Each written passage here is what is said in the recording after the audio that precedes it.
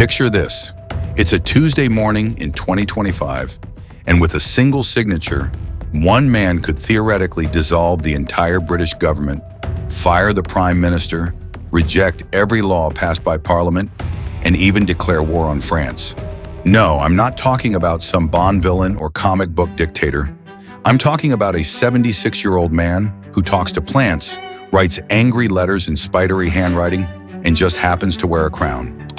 Ladies and gentlemen, welcome to the absolutely bonkers world of King Charles III's constitutional powers.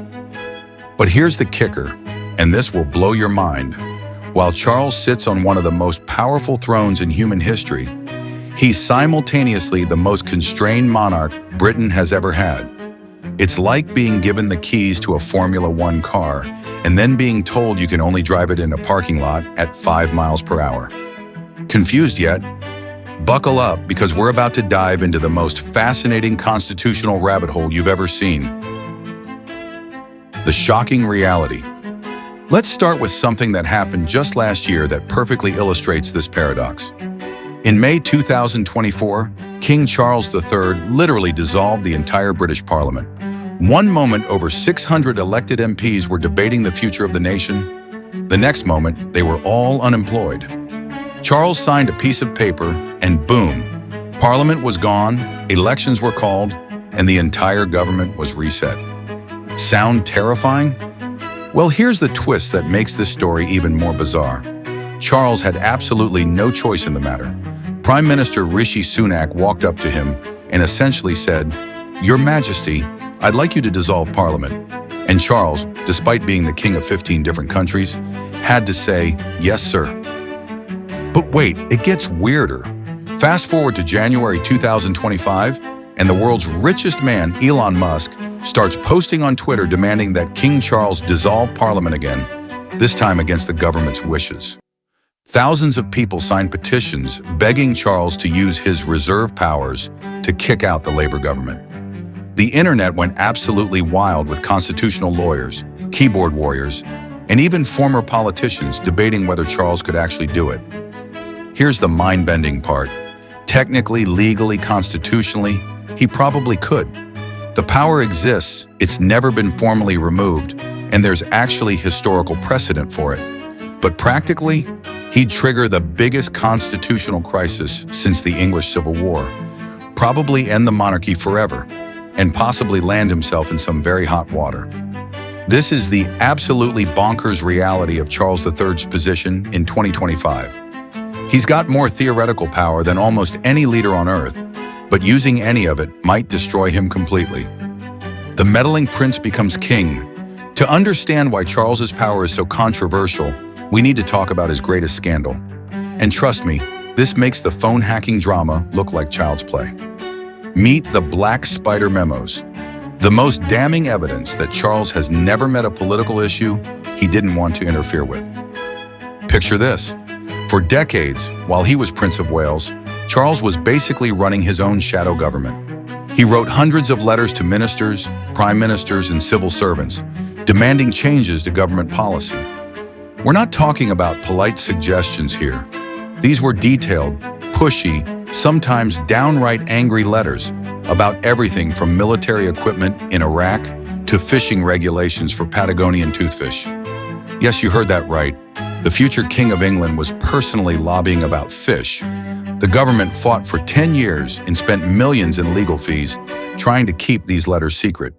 When they finally came out in 2015, the content was, well, let's just say Charles had opinions about everything. He criticized the government's support for troops in Iraq, complained about European fishing regulations, moaned about planning laws, and even suggested specific people for government jobs.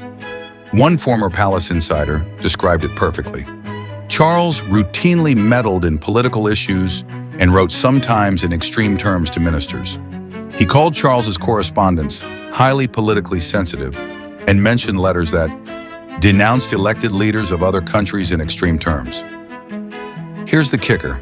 Constitutional experts warn that these letters were seriously damaging to his role as future monarch, because once you lose political neutrality as heir to the throne, you can't easily get it back when you become king. Well, guess what? He's king now, and that political baggage came with him to the throne.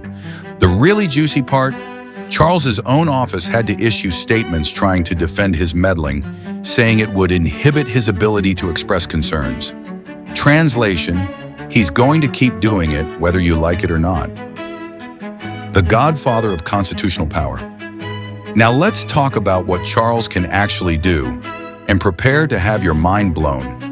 The man doesn't just rule Britain, he's the head of state of 15 different countries. We're talking about Canada, Australia, New Zealand, Jamaica, and a bunch of Caribbean nations. Combined, that's nearly 150 million people who technically answer to a guy who lives in a palace in London and once said he wanted to be reincarnated as a tampon. I'm not making this up, but here's where it gets absolutely wild. In each of these countries, Charles has something called reserve powers. These are the nuclear option of constitutional weapons. Theoretically, he could fire the Prime Minister of Canada. And there's actually precedent for this. In 1975, his mother's representative in Australia literally dismissed a sitting Prime Minister, and it worked. Refused to sign laws passed by Parliament. The last time this happened was in 1708, but the power still exists. Imagine Charles just deciding, nah, I don't like this climate change bill, so it's not becoming law. Declare war without asking anyone. Technically, the power to deploy armed forces belongs to the crown. Charles could theoretically wake up tomorrow and decide to invade Monaco just because he doesn't like their tax policies. Grant pardons to anyone, including himself if he ever got into legal trouble. It's like having a real-life get-out-of-jail-free card. Appoint judges, bishops, and key officials, meaning he could theoretically stack the entire system with his friends. The craziest part? Most people don't even know these powers exist. Charles is walking around with constitutional superpowers that would make authoritarian dictators jealous. But everyone thinks he just cuts ribbons and waves at crowds. The Trump effect and Canada's shield. Speaking of wild constitutional moments, let's talk about what happened just a few weeks ago in May 2025. Picture this scene. King Charles III walks into the Canadian Parliament wearing the full crown and robes and delivers a speech that basically tells Donald Trump to shove his annexation dreams where the sun doesn't shine. For the first time in nearly 50 years, a reigning monarch personally opened the Canadian Parliament. Why? Because Trump has been tweeting about making Canada the 51st state, and Canada's new Prime Minister, Mark Carney, who got elected specifically on an anti-Trump platform, decided to use the ultimate constitutional weapon, the crown itself. Charles's speech was technically written by the Canadian government, but the symbolism was unmistakable. Here's a British king standing in a Canadian parliament, essentially telling the American president to back off. The speech emphasized Canada's self-determination and sovereignty. Diplomatic language for, we have our own king, thanks very much. This is where Charles's multiple crowns get really interesting. He's not just the King of Britain visiting Canada, he's literally the King of Canada, giving a speech in his own parliament to his own people. It's like the ultimate constitutional mic drop. But here's the controversial part that has people talking. Did Charles just become a political weapon in international relations? The Canadian government basically used their monarch as a human shield against American imperialism. That's either brilliant diplomacy or a dangerous precedent, depending on who you ask. The really wild part, this whole situation perfectly illustrates how Charles's power works in 2025. He can be used as the ultimate symbol of sovereignty and independence, but only when his governments want him to be. He's simultaneously powerful enough to stare down the President of the United States and constrained enough that he had to read a speech written by Canadian politicians. The constitutional nuclear option. Now let's get to the really spicy stuff. What happens when someone actually tries to push Charles to use his powers against his government's wishes? Enter Elon Musk, stage left, with a Twitter account and absolutely zero understanding of British constitutional law. In January 2025, Musk started a social media campaign demanding that Charles dissolve Parliament and call new elections to get rid of the Labour government. Thousands of people jumped on board, signing petitions and sharing memes about King Charles the Liberator. It sounds ridiculous, but it actually highlighted a genuine constitutional question that's been lurking in the shadows for decades. Could Charles really do it? Here's where things get legally fascinating and politically terrifying. The answer is probably yes, but definitely no. Technically, Charles has what are called reserve powers. These are his personal prerogatives that don't require government advice. They include the power to dissolve Parliament in exceptional circumstances. The Lassalle Principles, established in 1950, even lay out when a monarch can refuse a prime minister's request or act unilaterally. If Parliament was still vital, viable, and capable of doing its job, if a general election would damage the economy, or if the monarch could find another prime minister who could govern, then theoretically, Charles could act. But here's the reality check. If Charles actually tried to dissolve Parliament against the government's wishes in 2025, he'd probably trigger the end of the monarchy within 24 hours. We're talking mass protests, constitutional crisis, possible legislation to abolish the crown, and Charles going down in history as the king who destroyed 1,000 years of constitutional evolution. The really fascinating part is that this power exists precisely because it's never used. It's like having a gun that only works if you never pull the trigger. The threat of royal intervention keeps everyone honest, but actually using it would probably destroy the weapon forever. The Brexit battles and judicial showdowns. If you want to see Charles's constitutional powers in action, or rather, in careful inaction, look no further than the Brexit chaos of 2016 to 2019. This period saw some of the most dramatic constitutional battles in British history, and they perfectly illustrate the weird dance between royal power and democratic governance. First up, the Gina Miller case of 2016. Theresa May's government tried to trigger Article 50 and leave the EU using royal prerogative powers, essentially claiming that Charles's theoretical authority could override Parliament's sovereignty. The Supreme Court said, absolutely not, in the most polite legal language possible. They ruled that the royal prerogative couldn't be used to take away rights that Parliament had granted. But wait, it gets better. In 2019, Boris Johnson tried to prorogue Parliament for 5 weeks to force through a no-deal Brexit.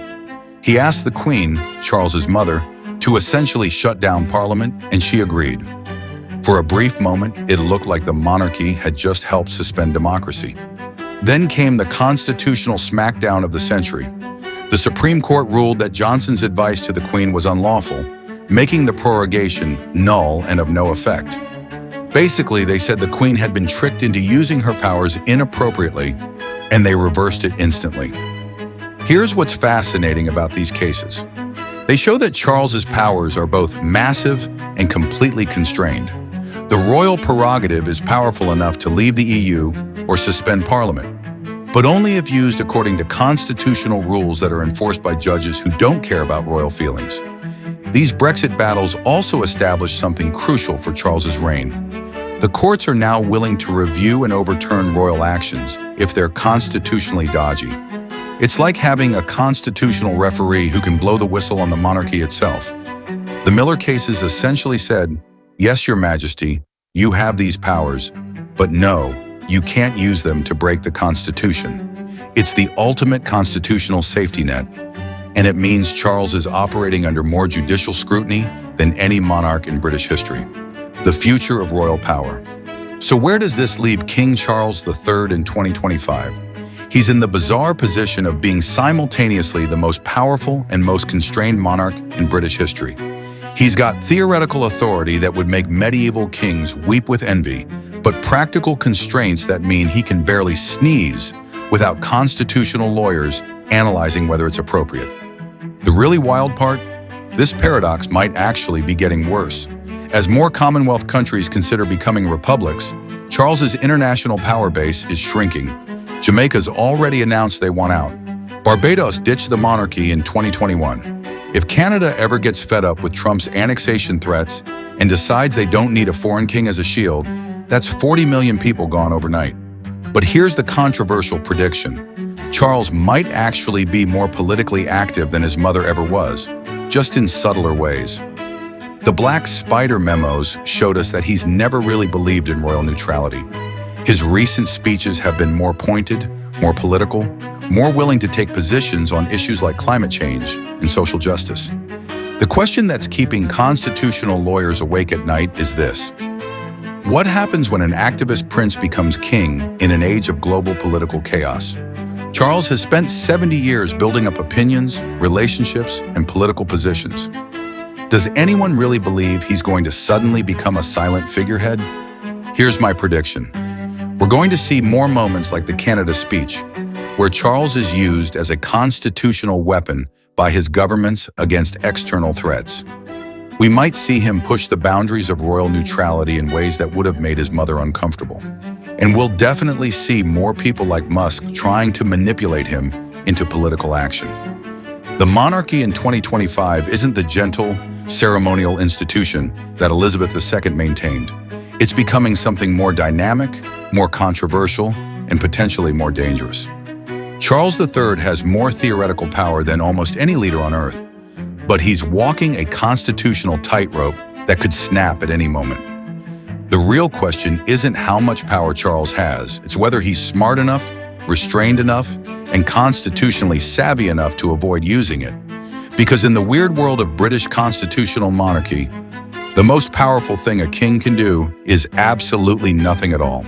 And that, my friends, is the beautiful, terrifying, and absolutely bonkers reality of royal power in 2025. Charles III, theoretically omnipotent, practically powerless, and constitutionally fascinating. God save the king, because he's definitely going to need it.